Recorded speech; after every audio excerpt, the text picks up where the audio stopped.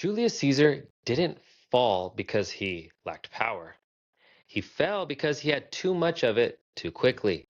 That's the difference. Weak men collapse slowly, powerful men collapse suddenly. And Caesar's fall didn't come from enemies, it came from people close enough to see him clearly. Caesar didn't wait for permission. He moved early, spoke boldly, took risks others avoided. Where most men calculated, Caesar acted. That made him dangerous because speed creates advantages, but it also creates enemies before you realize they exist. If you've ever moved fast enough that people around you started getting uncomfortable, stay here. This is the Goal Lining, and I'm Kush Nathan, and I tell stories about what happens when moments outrun awareness. For Julius Caesar, that moment came too late. The first realization: influence is addictive. Caesar didn't just gain power, he learned how to use it. Crowds followed him, soldiers trusted him, victory stacked up. Each win made the next move easier. But that's the problem because momentum removes friction, and friction is what keeps you aware. Without it, you don't feel resistance building, you just feel progress. The difference between leadership and control. At first, Caesar led, then he influenced, then he controlled. That shift is subtle but dangerous. Leadership invites support, control demands it. And when people feel controlled, they don't always resist immediately, they wait. Why success started creating distance. As Caesar rose, distance formed, not physical distance, psychological distance. Fewer people challenged him, fewer people spoke honestly, fewer people risked disagreements. That's how isolation begins at the top, not by being alone, but by being surrounded by people who stop telling you the truth.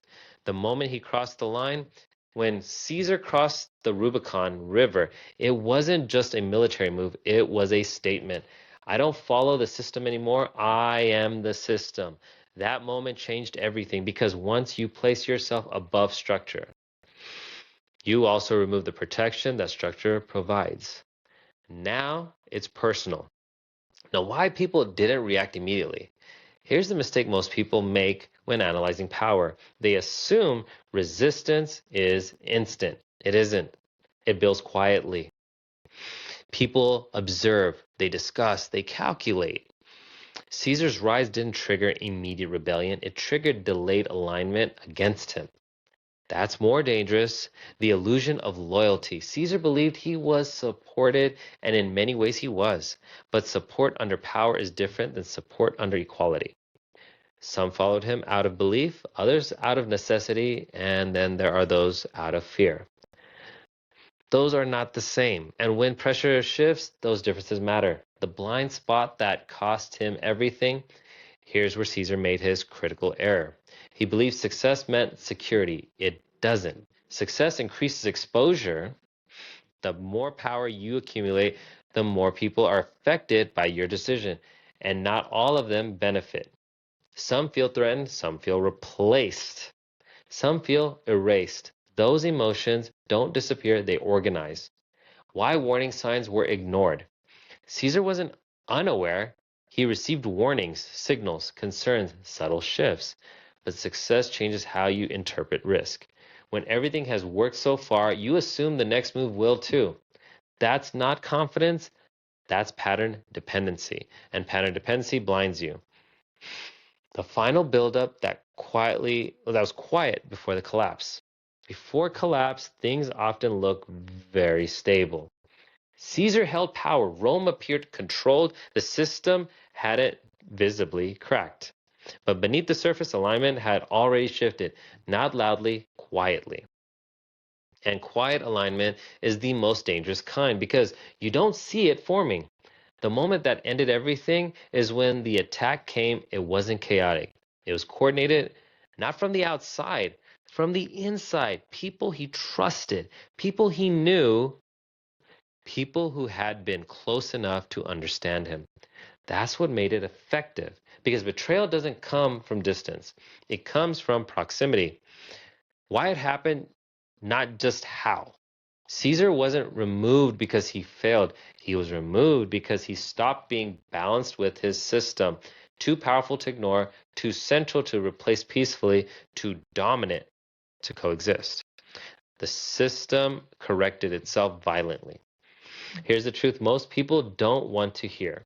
Speed creates opportunity, but it also creates blind spots. Julius Caesar teaches us this. If your rise is too fast and your awareness doesn't expand with it, you won't see resistance forming until it's already too late. The difference between power and stability: power can be taken quickly, stability must be built slowly. Caesar mastered power. He underestimated stability. That balance is what ended him. If you're growing right now, fast, this story isn't telling you to slow down. It's telling you to increase awareness at the same speed. Because growth without awareness creates vulnerability, and vulnerability at scale becomes collapse. The real legacy is that Julius Caesar changed history. But his story isn't just about dominance, it's about the cost of not seeing the full picture. While you're winning, momentum feels like control. Awareness keeps you in control. Caesar had momentum. He lost awareness. And that's the difference between rise and survival. If this story stayed with you, don't stop here. Click on the next video on your screen. It's another goal lining story about power, pressure, and the unseen risks of success. I'm Kush Nathu, and this is the goal lining. And this is where power meets consequences.